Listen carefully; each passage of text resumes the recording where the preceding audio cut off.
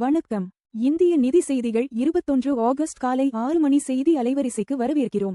இந்த செய்தி அலைவரிசையை உங்களுக்கு வழங்குவது நீனா. இந்திய மற்றும் உலக சந்தைகளின் தாஜா செய்திகளுக்காக எங்களுடன் இருங்கள். சென்செக்ஸ் 77,537.72 628 பிடிஎஸ் 0.82 விழுக்காடு உயர்ந்தது. அதிக லாபம் அட்டர்னல் 2.48 விழுக்காடு உயர்ந்தது. அதிக நஷ்டம் இண்டகோ 0.54 விழுக்காடு குறைந்தது. நிஃப்டி 50 இன்று 24,231.85 0.64 விழுக்காடு ஆக உள்ளது. 0.64 விழுக்காடு உயர்ந்தது. NSE-யின் முன்னணி 50 நிறுவனங்களை கண்காணிக்கிறது. சென்செக்ஸ் 626 புள்ளிகள் உயர்ந்ததால் இந்திய சந்தைகள் ஏற்றத்துடன் முடிவடைந்தன. PSE சென்செக்ஸ் நேற்று 0.82 விழுக்காடு அதிகரித்து 77,537.72 புள்ளிகளுடனும் NSE நிஃப்டி 50 நேற்று 24,231.85 புள்ளிகளுடனும் முடிவடைந்தன. நிஃப்டி பேங்க் குறியீடும் 0.45 விழுக்காடு உயர்ந்து 57,495.90 புள்ளிகளுடன் நிறைவடைந்தது. ஈரான் மீதான தடைகளால் கச்சா எண்ணெய் விலை பேரலுக்கு $86.28 உயர்ந்தது. ஈரான் மீது அமெரிக்கா கடுமையான தடைகளை விதிக்க தயாராகி வருவதால் கச்சா எண்ணெய் விலை 2.12 விழுக்காடு அதிகரித்து பேரலுக்கு $86.28 முடிவடைந்தது.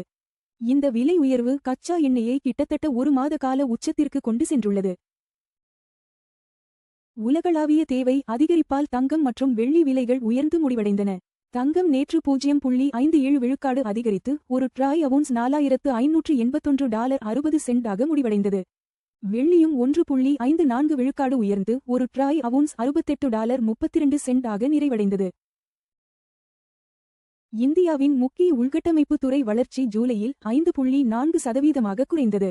இந்தியாவின் முக்கிய உள்கட்டமைப்பு துறைகள் ஜூலையில் 5.4 விழுக்காடு வளர்ச்சியடைந்துள்ளன. இது ஜூன் மாதத்தில் பதிவான 6 விழுக்காடு வளர்ச்சியிலிருந்து குறைந்துள்ளது. இந்த வளர்ச்சி முக்கியமாக இரும்பு தாது மற்றும் சிமெண்ட் துறைகளால் இயக்கப்பட்டது. உள்நாட்டு விலை உயர்வை கட்டுப்படுத்த வரி இல்லாத சர்க்கரை இறக்குமதிக்கு இந்தியா அனுமதி. உள்நாட்டு விலைகள் உயர்ந்ததைத் தொடர்ந்து வரி இல்லாத சர்க்கரை இறக்குமதிக்கு இந்திய அரசு அனுமதி அளித்துள்ளது. சர்க்கரை ஏற்றுமதிக்கு தடை விதித்து இருப்பு வைக்கும் வரம்புகளை இறுக்கிய பிறகு இந்த முடிவு எடுக்கப்பட்டுள்ளது. கேஷ்ஃப்ரீ பேமெண்ட்ஸ் தனது நிகர இழப்பை $118.50 கோடியாக குறைத்துள்ளது. கேஷ்ஃப்ரீ பேமெண்ட்ஸ் இந்தியா 2026 நிதியாண்டில் தனது ஒருங்கிணைந்த நிகர இழப்பை $118.50 கோடியாக குறைத்துள்ளது. அதே நேரத்தில் நிறுவனத்தின் வருவாய் இதே காலத்தில் 51 விழுக்காடு அதிகரித்துள்ளது. அமெரிக்க கருவூலம் பத்திர கொள்முதல் திட்டத்தை அறிவித்ததால் டாலர் மதிப்பு மீண்டது.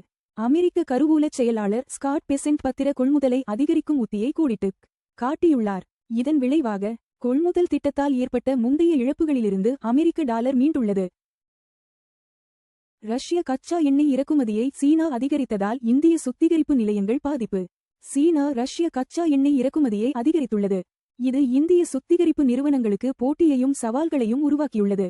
இந்த வர்த்தக மாற்றத்தால் இந்தியாவுக்கு மலிவான ரஷ்ய எண்ணெய் கிடைப்பது தடைபட்டுள்ளது.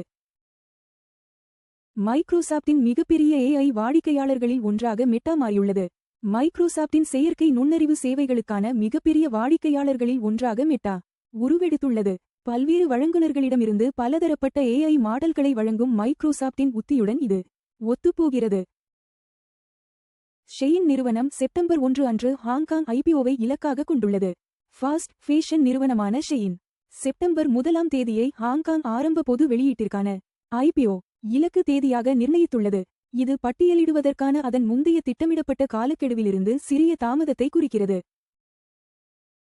தங்கம் $4,581.60 0.57 விழுக்காடு ஒரு ட்ராய் அவுன்ஸுக்கு தோராயமாக சமம் 1,40,957 ஒரு 10 கிராம். தங்கம் விலை 0.57 விழுக்காடு உயர்ந்தது. முந்தைய முடிவு $4,555.70 இலிருந்து. தங்கம் விலைகள் உலக தேவை, டாலர் வலிமை மற்றும் பணவீக்க எதிர்பார்ப்புகளை பிரதிபலிக்கின்றன. வெள்ளி $68.32 1.54 விழுக்காடு ஒரு ட்ராய் அவுன்ஸுக்கு தோராயமாக சமம் $2,102 ஒரு 10 கிராம். வெள்ளி விலை 1.54 விழுக்காடு உயர்ந்தது. முந்தைய முடிவு $67.28 இலிருந்து. வெள்ளி விலைகள் தொழில்துறை தேவை, சூரிய ஆற்றல் மற்றும் மத்திய வங்கி கொள்கைகளுடன் தொடர்புடையவை. WTI கச்சா எண்ணெய் $86.28 2.12 விழுக்காடு ஒரு பேரலுக்கு வர்த்தகமாகிறது.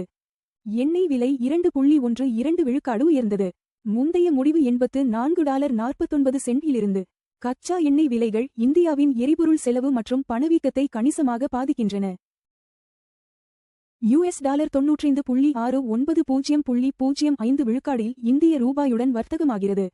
5 பைசா விழுக்காடு வலுவானது. முந்தைய முடிவு $90.74 இலிருந்து. பலவீனமான ரூபாய் இறக்குமதி செலவுகளை அதிகரிக்கிறது. ஆனால் IT மற்றும் மருந்து ஏற்றுமதியாளர்களுக்கு பயனளிக்கிறது. LPG சிலிண்டர் விலைகள் முக்கிய நகரங்கள். சென்னை $957.50 $2906. பெங்களூரு $944.50 $2821. ஹைதராபாத் $994 $2985. ஆந்திர பிரதேசம் $966.50 $2921.50. இந்திய நிதி செய்திகளை பார்த்ததற்கு நன்றி. தினமும் காலை மற்றும் மாலை 6 மணிக்கு எங்கள் செய்திகளை பார்த்துக் கொண்டே இருங்கள். லைக், ஷேர் மற்றும் சப்ஸ்கிரைப் செய்யுங்கள்.